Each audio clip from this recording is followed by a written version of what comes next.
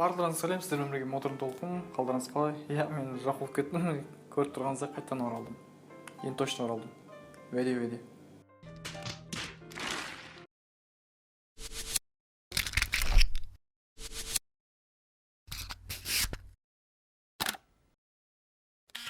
Қазіргі біздің талқылайтын тақырыбымыз атышулы ғаламтордың шыңына жеткен Netflix-тің су жаңа сериалы «Игра в кальмар». Сәйкесінше мен де жұрттан қалмайын деп осы сериалдың қызықты фактілері мен жаңалықтарымен бөліскім келіп отыр. Сериалдың қызықты фактілерін айтпас бұрын көрермендеріміздің арасында көрмегендер болуы мүмкін. Сәйкесінше сериалға бір кішігірім шолу жасайын.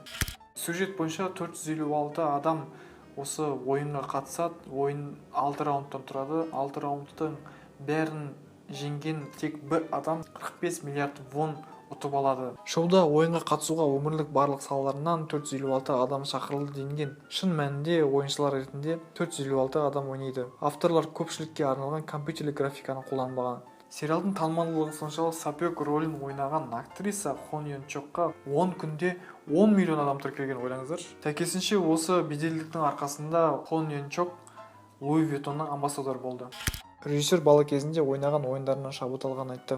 Бұл ойындар көбінесе мектеп аулаларында немесе аудан көшелерінде ойналды. Режиссердің айтуы бойынша, мен бұл ойын символдық болуы мүмкін. Яғни біз өмір сүріп жатқан қоғамды білдіретін сияқты деп өзінің ойын түсіндіріп кетті. Ал қарапайым тілде айтқанда, осы «Игра в кальмар» жалпы көп шықсаңыздар шын менде түсінесіз. Қара халықтың кредит немесе қарыз деген атын жабу үшін қаншалықты не нәрсеге баруға дайын екенін осы сериалда да көруге болады. Ал шын өмірде осы ойын болып жатқанын өзінің пікірін қалдырған Қазақстан Халық партиясы фракциясының жетекшісі Қоңыров Айқын Ойратұлы ағамыздың айтқаны бар. Казахстанцы готовы играть в игру кальмара из-за бедности? Я скажу, что в эту игру мы играем уже давно. На сегодняшний момент многие граждане Казахстана очень сильно закредитованы, они загнаны в угол финансовыми институтами и готовы идти вплоть до преступления, потому что созданы все условия для того, чтобы наши граждане были ограничены в своих правах. Все-таки государство должно встать на защиту интересов простого человека. Без этого возможен социальный взрыв. Сендер көрдіңдер ма біздің қазағымыздың подвалда тұрып жатқан? Базарда контейнерде тұрып жатқан көрдіңдер ма? Соны неге айтпайсыңдар сендер журналистер? Өтірік мақтай бермей. 30 жыл болды ғой сендер мақтап жүргендеріңе. Квартирада тұрып жатқан кімдер? Үйсіз біздің қаракөз қыздарымыз кредитке тығып тастадыңдар. Айдың соңында жылап жүрген қазақ. Себебі бәрі қарыз. Елім жерін десе ат тастайсыңдар. Анау пенсияға шыққан аналарымызды, әкелерімізді 30 мың теңгеге қалай күн көреді? Тамақ жей ма? Қыдыра ма? Өздері миллиондап алып жатыр. Средний зарплата 500 мың теңге дейді. Конечно, миллиондап атса 500 мың теңге болады. Маған ана кілтті берген квартираны. Өтірік кілтті. Әлі жүрмін ит квартира. Мен сияқты қанша адам 30 жыл болды квартирада тұрып жатқан, соны білесің ба сен? 20 қыркүйекте болып өткен оқиғаны айтатын болсақ, осы кредиттің кесірінен 5 адам мерт болған. Айыпталушының әйелінің айтуы бойынша банк өз үйін мөлшерде сатып жүрген. Сәйкесінше сот орындарының адамдары келіп үйді босатуын сұрайды. И как стало известно, стрельба прозвучала в Алматы. По официальным данным, погибли 5 человек, в том числе 2 полицейских. Трагедия произошла в микрорайоне Акбулак. В одном из частных домов должно было начаться выселение по решению суда. Житель этого дома проявил агрессию и открыл огонь. Люди получили смертельные ранения. Мужчина 1967 года рождения обезврежен и задержан. Возбуждено уголовное дело. Демек, осы «Игра в кальмар» ойынын кәдімгідей біз шын өмірде ойнап жатырмыз. Осы ойынды жеңу үшін ауызбіршілігімізді біріктіріп, осы сәтті пайдаланып бір өтінішімді айтқым келіп отыр.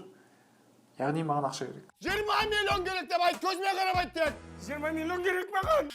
Әзіл-әзілмен жалпы айтқым келген, халыққа жақсы пікірмен танылған Асар Өмек қоры осы жақында өзінің 50 отбасы 300 бала деген акциясын жариялады. Сәйкесінше мен осы акцияны қолдап, яғни челленджді сіздерге беремін. Астында реквизиттерді қалдырып кеттім, өкінішке орай Каспи қабылдамайды.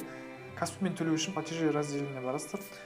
Платежи разделінен кейін благотворительность деген раздел бар. Сол разделді басып, Асар Өмек қорын іздейсіз. Асар Өмек қорын іздеп болғаннан кейін өзіңіздің атыңызды және керекті соманы жіберіп, скриншоттап, Instagram желісінде мені отметка жасаңыздар. Осы челленджді бірге орындап, осы қыстың қамын жазда ойла демекші. Қазір қазір бір жұмақтай жұмылып, қорға барлығымыз барынша ақша жіберуге тырысайық. Жалпы видео ұнаса лайк басып, қолдау көрсетіп, коммент жазып, өзіңіздің ойларыңызды астынан жазып кетіңіздер. Мен қазірдің өзіне қобалжып тұрмын, өйткені бұл үлкен жауапкершілік. Енді бұл жауапкершілікті орысша айтқанда достойно алып шықтым деп ойлаймын. Ал сіздермен бірге модерн толқын, подписаться кнопканы ұмытпайсыздар. Біз қоштаспаймыз. Сау.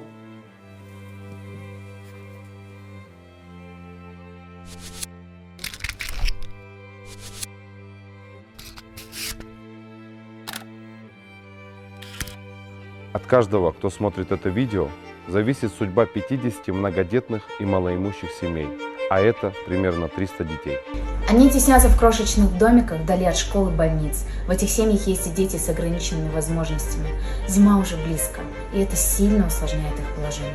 В связи с этим народное движение Асаруми объявляет акцию. Мы хотим за 1 месяц, за октябрь, 50 семьям подарить собственное жилье.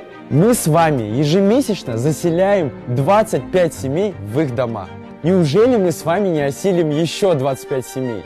Уже подобраны семьи в разных городах и аулах Казахстана. Поэтому очень важна любая ваша материальная поддержка, так же как и информационная. Подключайте своих друзей, родственников, подписчиков и присоединяйтесь к этой акции. Медийные люди, информационные порталы, паблики, СМИ, не оставайтесь в стороне. А на страничке Асаруми вы сможете наблюдать отчеты, радостные события. Итак, друзья, соревнование в благих делах начато.